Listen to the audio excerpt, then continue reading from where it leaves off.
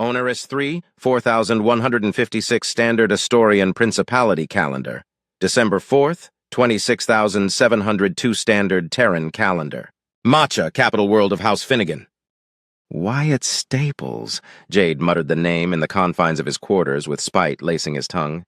He'd gone through extensive measures to ensure he'd have complete privacy without setting off any automatic alarms and giving himself enough time to prepare himself in case an inspection happened again. It was one of the perks his current mask possessed. Many were his shortcomings, and he was largely useless outside his current role, but Illidor Faduli was serving a better purpose now that he wore his face.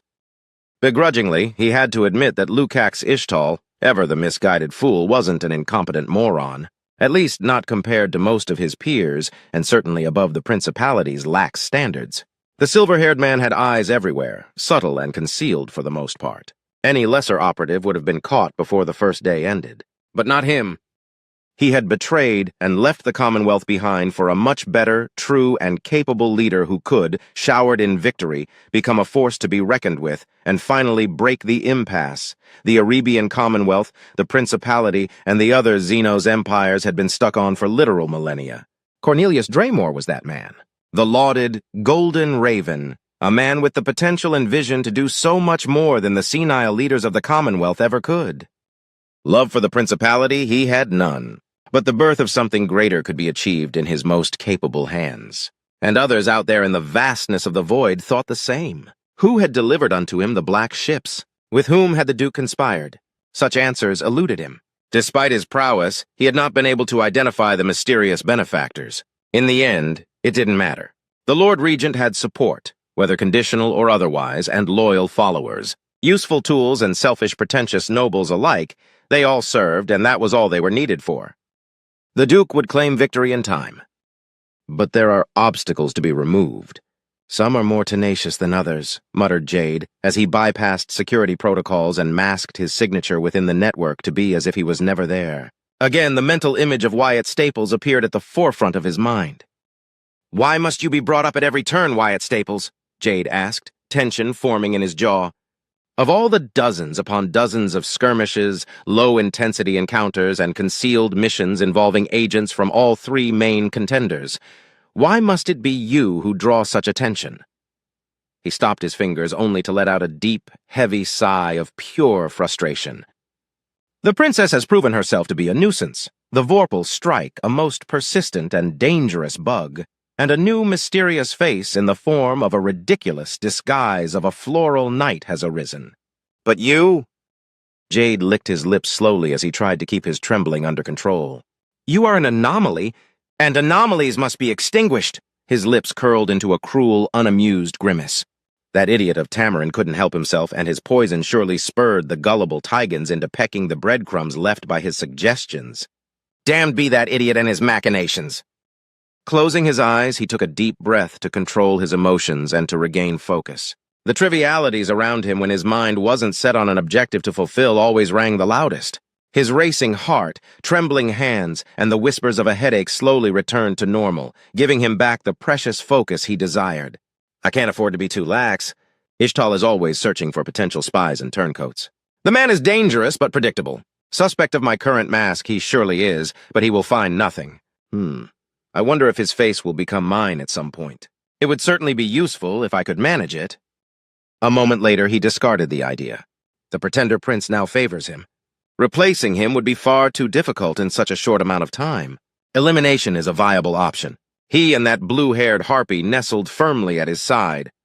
He said to himself, nursing the possibility as factual and forming multiple paths to achieve that outcome, partially or fully. He pushed the vague thoughts aside for not the first time in several days as he felt the telltale immersion that only a full dive could produce. He felt his perception of reality shift as he was suddenly submerged in a stream of pure computational codes and data packages. It took him no more than 5 seconds to bring forth the secure connection he needed. He knew it wouldn't last forever, but he only needed mere minutes to complete his current objective. Stepping out from the full dive, he maintained the connection with his equipment as the first signal was sent out. It took nearly 3 impossibly long minutes to receive a connection confirmation from the recipient. On his screen appeared the visage of Lord Tamarin Caiston, wearing an impeccable white and green suit with a half-cape covering his right shoulder. The image moved, but no sound was produced. Instead, the voice of the man was delivered directly into Jade's mind. "Ah, Jade, I was starting to believe that you were caught and disposed of. I am relieved to see that such a fate has not befallen the likes of you," said Tamarin in his usual condescending tone, even when he tried to hide it. "Apologies for my absence, my Lord Tamarin. Moving unnoticed under the traitor Ishtal's watchful gaze has been troublesome even for me," replied Jade through the link. The ancient man's expression was unreadable, a marble-cut stone of stoicism as his piercing, analyzing, uncaring, calculating eyes stared back at him for precisely the time he expected him to before speaking once more. Experienced, undoubtedly, but not as unpredictable nor as astute as the head of House Cayston lauded himself to be.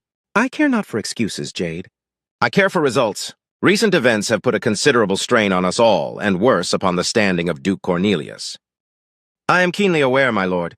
As it was with their hollow victory handed by Felicity Centaur's folly, the propagandists were quick to paint the denial at Fan Hir as an outstanding victory procured by the Reaper and set at the feet of her worthless brother. Again, I must apologize, Lord Tamarin, for I've been unable to determine truth from fabrication, as I do not have access to the full impact this so-called Raven Tomb had upon one of the systems under your house's care," replied Jade, being careful to always present himself with submission and respect, just the way Tamarin expected everyone lesser to act before him. "There is no need for you to know more of the subject. Inquire no further and allow the propaganda to run its course naturally. I've had one of my grandchildren and several other members of my house to run counter-narratives." "Your mission is another, Jade," countered Tamarin as he caressed his cane's top slowly. Jade frowned internally, hearing the unspoken question asked. "It'll be done as you command, my Lord Tamarin. For the glory of House Cayston and the guidance of the Lord Regent. Urgently, I must inform you that the weakling calling himself Prince has received confirmation that the first batch of ships, mere frigates and corvettes, produced in the Ferentis shipyards have left, and more will soon join them." Tamirin frowned as he hummed, diverting his gaze to the side. "How many ships?" 20 frigates and 12 corvettes. Destroyers will come with the second batch, a much larger one, according to the reports I've intercepted, my lord." He stopped there, waiting to see if the Marquis would inquire further. I expected higher numbers," commented Tamirin, tapping his cane a few times before making a dismissive motion. "It matters little. It'll take time for those ships to reach Finnegan territory, and even more time to allocate personnel to all of them. How have your efforts hindered the Pretender?" Jade spent the next 10 minutes giving Tamarin a detailed report of his most significant disruptive actions. They were laced with passion, and the vain, flowery results the ancient man enjoyed, oh, so much. His report concluded the way he'd planned from the very start. Nothing was permanently crippled. Actual useful nobles and a few commoners were shoved into obscurity or irrelevance, and tensions among houses and other high-ranking officers were as fractured as he could manage to make them with false reports, planted evidence, and interference without risking being discovered in the process. When he finished, Tamirin nodded a few times, pleased. "Given your circumstances, your reach has been more than acceptable, Jade. Continue on your work. Uncover their operations. Find a place close to their inner circle. Ruin them. For the Principality and House Cayston and the glory of the Lord Regent." "It shall be done, Lord Tamarin. Should matters of great importance arise or be uncovered, I shall contact you post-haste." "My loyalty is yours and yours only, Lord Tamarin," replied Jade. "Do so. I must attend to other matters of a personal nature." "Do not disappoint me, Jade," said Tamarin before cutting the connection. 3 seconds later, Jade's subservient facade broke, replaced by disgust. "Old fool. You will not be missed nor remembered once the Lord Regent takes his rightful place," muttered the man before taking a second full dive. The process was as simple as the first, and soon he found himself waiting, taking a sip of tea as he waited for a far worthier yet equally disposable tool to answer his call. Head on over to vox9.io right now to listen to the next episode of The Black Ship. It's free and easy to use. I've even added a direct link to my pinned comment below so you can listen right now, or as soon as you finish this latest part. See you over there. Less than a minute later, the screen shifted to show Andrew Cayston sitting with his hands resting on a desk. "So it seems you have eluded capture thus far, Jade." "I do what I'm able within my capabilities and means, my Lord Andrew. Ishtal is vigilant, his focus steady, but not impossible to sidestep. replied Jade, slightly bowing his head in respect. Andrew hummed, nodding once. We were fortunate that Lukacs never desired to become head of his house. Otherwise, negotiations with House Ishtal would have been bloody. Although that left his considerable skills and expertise in the service of the prince. Unforeseen consequences. Lamentable decisions, said the short-haired man. My lord? Asked Jade, momentarily puzzled by the tone Andrew had used. Andrew made a short, dismissive motion. Pay no heed to my ramblings. Jade, what have you uncovered? Is your position compromised in any way? Jade nodded. As you command, my lord. To answer your inquiries, Lord Andrew, I've been able to verify many interesting and vital details through extensive data correlation. The first ships have left Ferentis shipyards and are moving to Finnegan territory as we speak. 20 frigates and 12 corvettes in the first wave. Destroyers of likely the light, missile boat, and scout categories are to be dispatched in the second wave with more frigates and corvettes. I am unaware of further details regarding specific numbers at the moment, my lord. Andrew crossed his arms and frowned. House Ferentis shouldn't be able to produce ships of the line. Patrol-level ships. That's what they're building. The Royal Fleet shipyards under the Lord Regent's control are also producing ships, but only at a replacement rate. So we are both on the brink of what's acceptable without crossing the line. The prince is clever, if nothing else. A smirk appeared on his lips. Tell me, Jade, where are they producing small craft? Gunships, bombers, fighters. Internally, Jade smirked. What the ancient Tamiran had never bothered to see, his youngest son did without the need to prod at him. Yes, he was such a good tool. I was going to touch upon that subject next, my Lord Andrew, but it would seem that you are one step ahead as always, he praised, but only enough to stroke at his ego without appearing to be a sycophant. The significantly fewer and smaller shipyards of House Finnegan are producing their own ships, repairing the damaged vessels they have, and mustering their strength. Their civilian production has decreased by 80% in favor of producing vast numbers of small craft vessels. Primarily gunships and fighters of all models, with Seagull, Raptor, and Vulture models as their primary line. No doubt a suggestion made by Damien or Vashakati. Andrew's eyes narrowed slightly, then he took a deep breath. I do wonder where they'll find their pilots, let alone enough personnel to man their new vessels. At this point, I doubt there are many independent minor and lesser houses left in Finnegan territory that remain neutral. And with the addition of House Gimor into their ranks, my house is being surrounded. Unfortunate members, my kin in flesh and blood, no matter how distant, are being captured by the Reaper, and our forces spread so thinly that Raven Tomb so it fit to show his putrid visage so boldly. The prostitute will pay for her many crimes against your house, Lord Andrew, in due time. Alas, it is all the comfort I can provide, for not even I can directly interfere with the production lines without great risk of ousting myself. If you order me to set their industrial centers aflame, I shall do so, my lord, offered Jade, already knowing what the answer would be. Andrew's weakness. The gray-eyed man shook his head slowly, letting out a long exhale of suppressed air. You are of far more use to the Lord Regent and to me in your current position, Jade.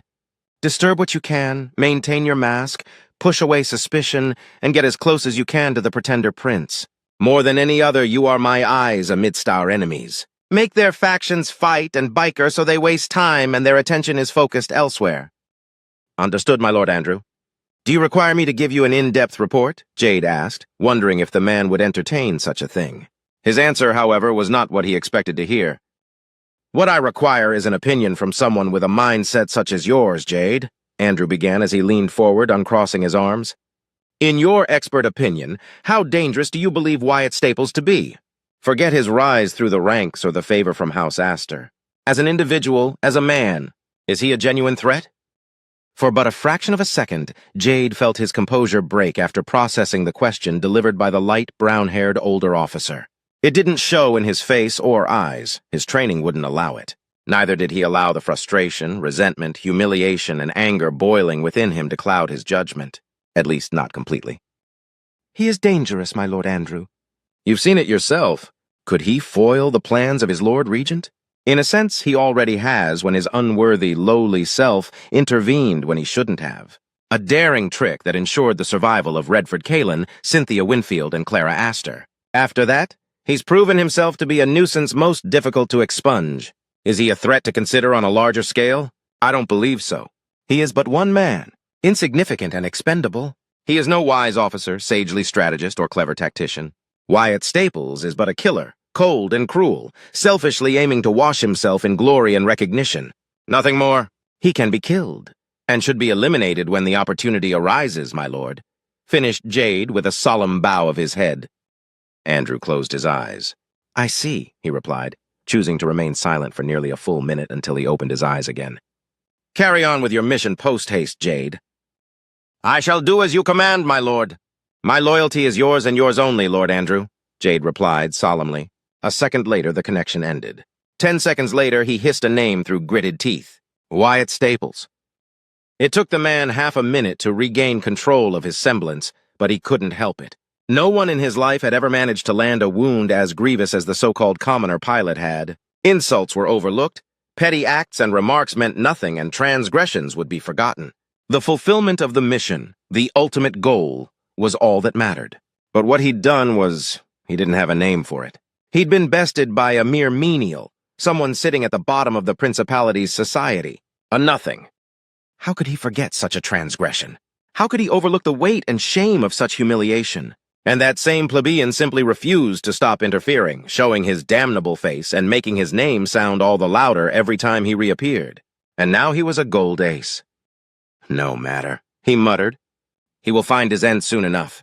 Interlopers have taken his equally worthless bloodkin. I doubt he'll see them alive again." With that reassuring thought, he took a dive for the third and final time, making a new connection. This time, the connection was accepted just as he was about to take a sip of tea. Setting the cup down, he offered a sincere smile. "Greetings, Veronica. It is good to see you again."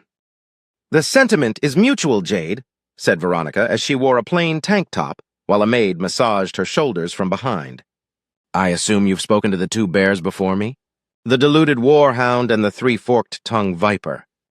"You assume correctly.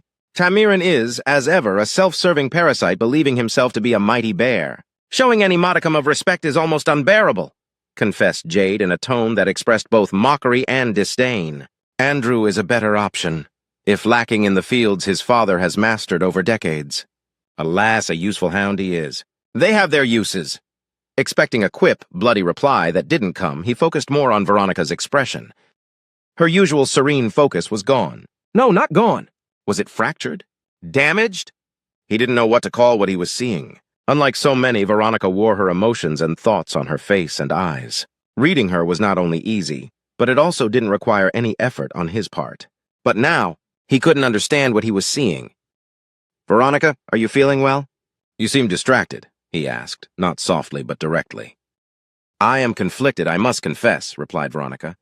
"Zeta listens to all I have to say, but is devoid of any capacity to fully understand or give meaningful opinions. I trust none other enough to voice my concern. And I cannot ask my Lord Father, for I dare not intrude on his precious time with something so petty that impacts me alone," Veronica replied, touching her chin. "Will you humor me, Jade?" "But of course. Are we not friends? For if it is within my capabilities to aid you, I shall." "What troubles you, Veronica?" replied Jade, offering a confident, sincere smile. Veronica, in turn, smiled back, her gaze softening. "Thank you, my dearest friend. Let us waste no time meandering around the subject. The source for the conflict within me has a name uttered by my Lord Father himself, Wyatt Staples." Jade's left eye twitched slightly in response before he could reply. "Wyatt Staples. Are you certain that's the name the Lord Regent uttered?" Veronica frowned slightly. "Do you believe I would not pay attention when my Lord Father speaks?" He shook his head. "I did not imply such a thing, Veronica. Rather, I was expressing my surprise. For the Lord Regent to pronounce a man who's caused him no end of complications a symbolic wound to his rightful authority, and has aided the pretender Prince and the Reaper in yet another bold move that has further elevated him to a new height of status is, if nothing else, surprising, wouldn't you agree?" he asked, even though inside his stomach felt a void that nothing could fill. The blonde woman relaxed, humming as she nodded to herself a few times. "Then you understand my conflicted emotions, my friend. You understand this most troublesome predicament well." Without waiting for the man to answer, she continued. "Wyatt Staples' life was forfeited the moment he dared go against the rightful claim of my Lord Father, his Lord Regent. Yet despite his now numerous transgressions, my Lord Father has expressed interest in him. Wyatt Staples, the wolfhound, the wraith. He intrigues my father." Jade could hardly believe what he was hearing. Equally so, he could barely stop himself from gritting his teeth in frustration as a sinking suspicion made his blood simultaneously and equally go cold and boil with fury and indignation. He has become such a figure that even the Lord Regent is mildly interested in such a man. Surely he has ordered his immediate execution on the battlefield. The green-eyed woman shook her head as certainty began to replace doubt. The opposite. My Lord Father, wise and forever perceptive beyond our dim-witted comprehension, has issued a direct order that should our forces encounter in combat the fleet under the direct command of Clara Astor, and of particular interest, Baron Wyatt Staples, be captured if at all possible so he may determine their fates in person. My magnificent and ever-benevolent father has deemed that man worthy of his attention and care. I cannot see what my Lord Father, our beloved Lord Regent, sees in that man, but I was a fool to find myself in conflict over such triviality. If it is the will of my Lord Father, then he will be brought before him. With a satisfied, relieved, and sincere smile, she let out a soft sigh. Thank you, my dearest and true friend. Please remain alive and bring the ire of my Lord Father upon his enemies to the best of your abilities. Serve our Lord Regent as you have now. When she was done, Veronica simply cut the connection, leaving Jade stunned. Wyatt Staples, he muttered several moments later. It seems that if you are to be eliminated, that duty will fall upon my hands. But not now. Not today. Eventually. I'm nothing if not patient. Those words did little to quell the maelstrom within him. Volantis, fire, House Errant Grand Palace. Viscount Ucum Errante was slumped in his favorite chair. His wife and his closest offspring were also present in his private studio. For once, his beloved wife, Baroness Mistra Errante, was missing a glass filled with one of her many favored alcoholic beverages, something that before he'd thought as inconceivable was now a reality. She'd drunk so much due to the events of the past weeks that she now abhorred it. That, however, didn't take away from her almost miserable expression, an odd blend of relief and pure emotional and mental fatigue. She wasn't the only one, as he had only to look into a mirror to see that same expression. There was no need for that, however, as the expressions of Tegan and Neolo shared the same fate. Only Onira had a passing semblance of dignity, and only because she'd avoided involving herself too much in the whole debacle. Other members of his house and branches were faring no better now that the extent of what had transpired was widespread across not only House Erranti, but the entirety of Volantis and beyond. The only silver lining is that fortune has not yet abandoned us completely, said Tegan. Warlow Pincer is with us, and House Guimore has not acted against us beyond a strongly worded reprimand. So we should be content to retain our heads, holdings, and station, brother? Is that what you're trying to insinuate? Asked Onira. Insinuate? Scoffed Tegan. I'm declaring it as such. We were beyond fortunate. Tegan is correct, Onira, added Neolo. He was used, we were blindsided, a royal agent perished, and an unknown party made not only us but members of a great house look like idiots. The consequences of this debacle could have been much more severe. So yes, we are fortunate. Not all is lost yet, said Mistra, turning to her husband. We have Warlow Pincer. We can still make use of him. He may refuse to speak now, but he will eventually tell us everything he knows. It is more than clear that he is important to Baron Staples, as his actions reveal. We may still benefit from this in the long run. Ucum nodded. We must be careful with how we proceed. He is our only connection with Baron Wyatt, and through him, House Astor. We will be compliant. We will treat the old man with more respect than a mere commoner deserves. We shall profit from this, one way or another. We will— His planning was interrupted by a heavy, desperate knocking outside his studio's doors. Annoyed, Tegan walked to the door and opened it brusquely, revealing one of their many servants. Glaring at the well-dressed commoner, Tegan smacked him across the face, sending him to the ground and making him spit a couple of teeth in the process. You had express orders not to interrupt us, Tegan half shouted, glaring at the terrified servant who wasn't prostrating himself before him. The plebeian wasn't even looking at him. Following his gaze, he saw 6 honor guards around a woman, all of them bearing the sigil of House Guimore on their chests. Tegan began walking back slowly, terrified as the woman at the center of the formation stepped forward. His siblings and parents moved to him, surprised by his abrupt reaction. They all froze as the woman entered the studio, unimpressed. They held a staring contest that lasted for 10 whole seconds, with the Errantes wondering if they were all sharing one collective hallucination.